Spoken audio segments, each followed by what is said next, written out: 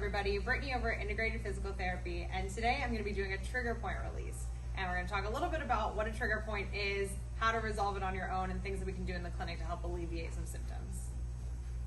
So what we're looking at today is for trigger points in the lats. And if you notice that you have tightness in your lats, then one of the tests that you can do is lay flat on your back with both knees bent. You're going to try and keep your low back in contact with the mat, and then reach your arms up overhead as far as you can. If you have good lat mobility, then your arms will be able to get nice and flat overhead. And if you're a little restricted, like we are here on the right side, then you're going to notice that that arm doesn't come all the way down to the table. Or if you try to force it down, then your ribs might flare up off the table.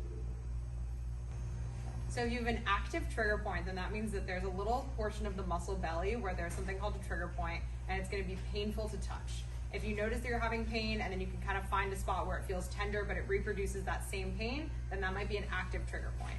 If you have a latent trigger point, then you still might have restrictions in mobility, but it might not be as painful to touch. So right now I'm going to get Jose to bring his hand up to the palm of his head. There we go, and that's going to be the position that I'm going to go and release into. So when I'm looking for the lat, it's probably hard to see from there, but I'm going to get right inside where that shoulder blade comes out onto the side.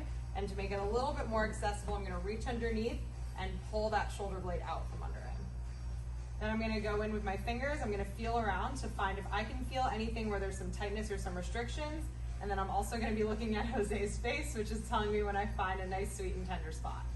When I get to that spot, this little painful here, okay, so I'm going to hold the pressure, and I'm just going to maintain the same solid pressure for about 60 seconds.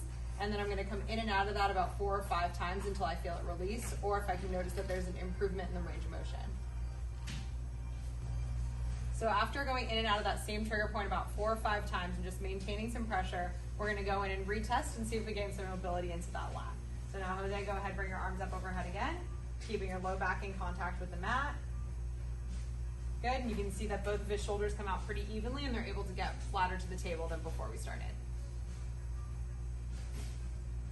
If you want to try and do some lat releases at home, we have a video that we posted last month which shows you 3 different ways that you can release your lats, so make sure to go and check it out. So if you like this video and you want more at-home rehab tips, make sure to hit the subscribe button and turn on your post notifications so that you never miss a video.